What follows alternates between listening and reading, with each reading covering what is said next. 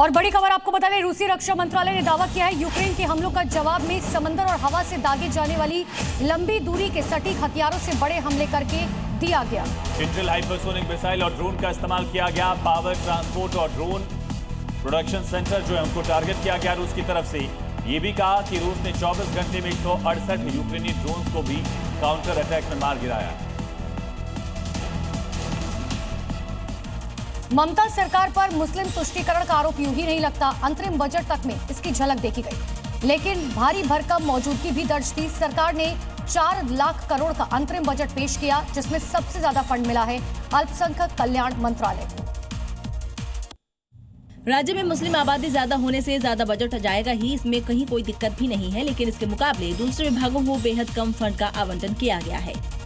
हैरान करने वाली बात यह है कि अल्पसंख्यक कल्याण मंत्रालय को जहां 5,713 करोड़ का फंड आवंटित हुआ है, वहीं रोजगार पैदा करने वाले वाणिज्य और उद्योग मंत्रालय को सिर्फ 1400 करोड़ का बजट है। तभी तो बीजेपी पर हमलावर है, लेकिन चुनावी साल है तो ममता सरकार ने अपना काम कर दिया है। मुंबई बीएमसी को पहली बार भारतीय जनता पार्टी की मेयर मिलने जा रही है। बीजेपी की सीनियर कॉर्पोरेटर रितु तावड़े को बीएमसी का अगला मेयर चुना गया, जबकि डिप्टी मेयर के तौर पर शिवसेना ने संजय शंकर घाड़ी को उम्मीदवार बनाया। वहीं जब बीएमसी महिला कॉर्पोरेटर की बैठक हुई तो वहां रितु तावड़े सबसे आखिरी लाइन में कॉर्नर में बैठी थी।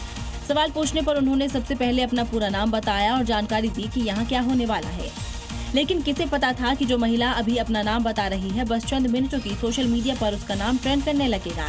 बैठक में रितु तावड़े के नाम की घोषणा होते ही राजनीतिक हलकों में चर्चा तेज हो गई।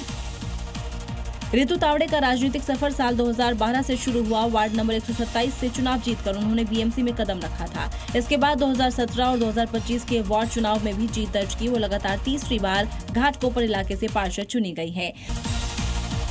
और बड़ी खबर है, जम्मू एयरपोर्ट पर रोड पर दरअसल एक दुकान में केमिकल सिलेंडर से गैस रिसाव हुआ, अफरा तफरी मच गई। और ये दुकान एयरपोर्ट से तकरीबन 500 मीटर दूर मौजूद थी। स्थानीय प्रशासन ने तुरंत इलाके को घेर कर बचाव का काम शुरू किया। आसपास के इलाके को, जो इलाके में लोग रहते हैं, उन्हें अलर्ट रहने की हिदायत दी गई।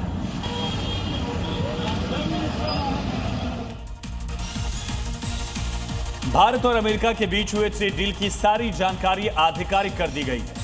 कॉमर्स मिनिस्टर पीयूष गोयल ने प्रेस कॉन्फ्रेंस कर भारत और अमेरिका व्यापार समझौते के फ्रेमवर्क की जानकारी दी। कृषि के क्षेत्र में भी पीयूष गोयल ने बताया कि भारतीय कृषि उत्पाद अमेरिका में 0 टैरिफ पर निर्यात किए जाएंगे, जबकि अमेरिका के कृषि उत्पादों को भारत में कोई टैरिफ छूट नहीं दी गई है। साफ शब्दों में कहे तो 0 टैरिफ यानी भारतीय कृषि उत्पाद अमेरिका के लिए सस्ते बने रहेंगे और उनकी ज्यादा डिमांड बनी रहेगी। 0 रेसिप्रोकल टैरिफ लगेगा, एडिशनल ड्यूटी 0 हो जाएगी। उदाहरण के लिए स्पाइसेस, चाय, कॉफी और उसमें से बने वस्तु, कोपरा यानी कोकोनट और कोकोनट ऑयल। हालांकि इस पर सियासत भी जमकर जारी है। अब इसके बारे में किसी भी प्रकार के भ्रम की कोई संभावना नहीं रह गई है। जो बता रहे हैं वो महत्वपूर्ण नहीं है, जो छिपा रहे हैं वो महत्वपूर्ण है। ये बहस खत्म भी नहीं होगी, क्योंकि विपक्ष पूरी डिटेल मांग रहा है। एक तरफ अमेरिका टैरिफ घटाकर भारत के सामने झुकता दिखा, तो अब अमेरिका ने पाकिस्तान और चीन को ऐसा मैसेज दिया है जिसके बाद शहबाज और जिनपिंग के सीने पर सांप लुट गया। अमेरिका की तरफ से जारी दस्तावेज में पीओके और अक्साई चीन को भारत का हिस्सा माना गया। आज सुबह भारत और अमेरिका के बीच अंतरिम व्यापार समझौते का ऐलान हुआ। टैरिफ कम होने और डील की शर्तों से ज्यादा सुर्खियां एक फोटो ने बटोरी है, और वो फोटो आतंकिस्तान और ड्रैगन की आंखों को चुभने लगी है। दरअसल अमेरिकी व्यापार प्रतिनिधि कार्यालय की तरफ से दस्तावेज में भारत का जो नक्शा छपा, उसमें पाकिस्तान के कब्जे वाले कश्मीर और अक्साई चीन को भारत का हिस्सा मान लिया है। हालांकि भारत को इसके लिए किसी के सर्टिफिकेट की जरूरत नहीं है, क्योंकि वो भारत का ही हिस्सा है, लेकिन पाकिस्तान और चीन की टेंशन जरूर बढ़ गई है।